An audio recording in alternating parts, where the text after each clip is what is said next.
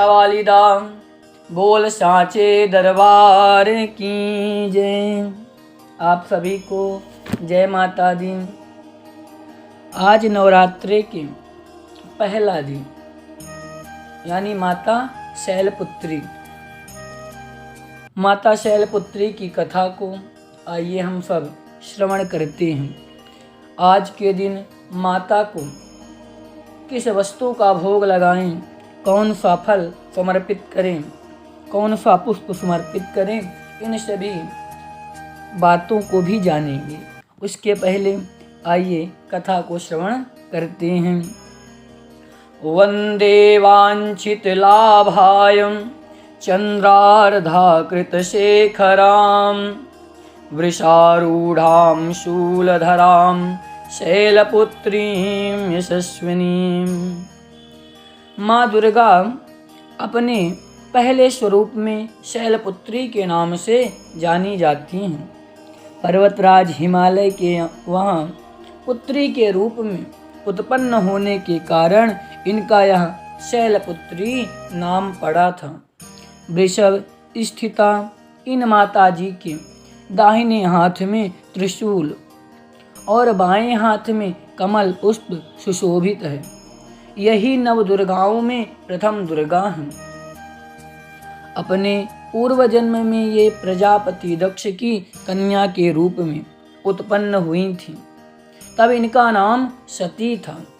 इनका विवाह भगवान शंकर जी से हुआ था। एक बार प्रजापति दक्ष ने एक बहुत बड़ा यज्ञ किया। इसमें उन्होंने सारे देवताओं को अपना अपना यज्ञ भाग प्राप्त करने के लिए निमंत्रित किया, किंतु शंकर जी को उन्होंने इस यज्ञ में निमंत्रित नहीं किया। सती ने जब सुना कि हमारे पिता एक अत्यंत विशाल यज्ञ का अनुष्ठान कर रहे हैं, तब वहां जाने के लिए उनका मन विकल हो उठा। अपनी यह इच्छा उन्होंने शंकर जी को बताई। सारी बातों पर विचार करने के बाद उन्होंने कहा, प्रजापति दक्ष किसी कारणवश हमसे रुष्ट हैं।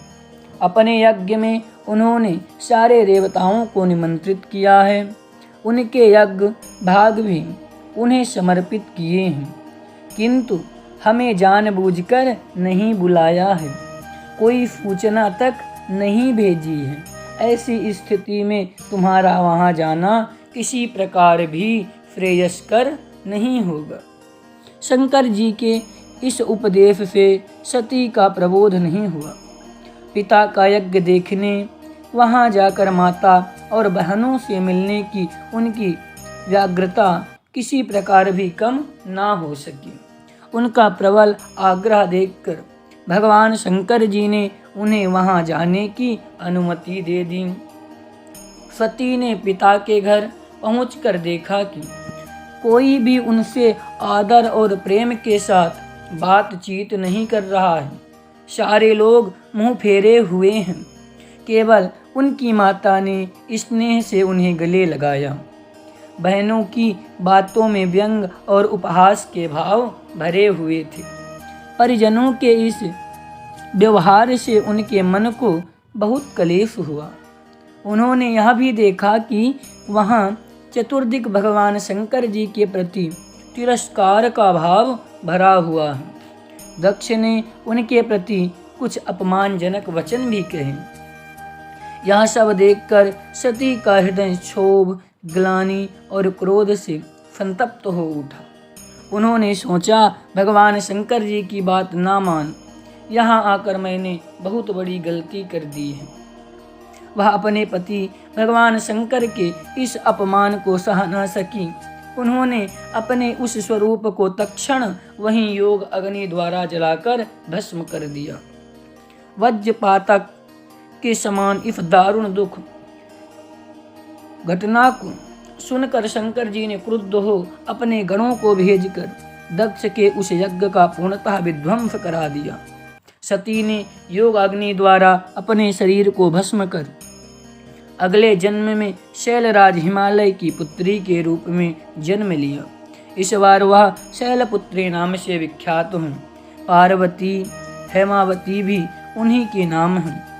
उपनिषद की एक कथा के अनुसार इन्हीं ने हेमवती स्वरूप से देवताओं का गर्भ भंजन किया था। शैलपुत्री देवी का विवाह भी शंकर जी से हुआ। पूर्व जन्म की भांति इस जन्म में भी वह शिव जी की अर्धांगिनी बनी।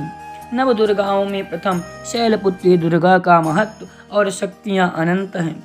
नवरात्र पूजन में प्रथम दिवस इन्हीं की पूजा और उपासना की जाती है। इस दिन माता को घी का भोग लगाना चाहिए।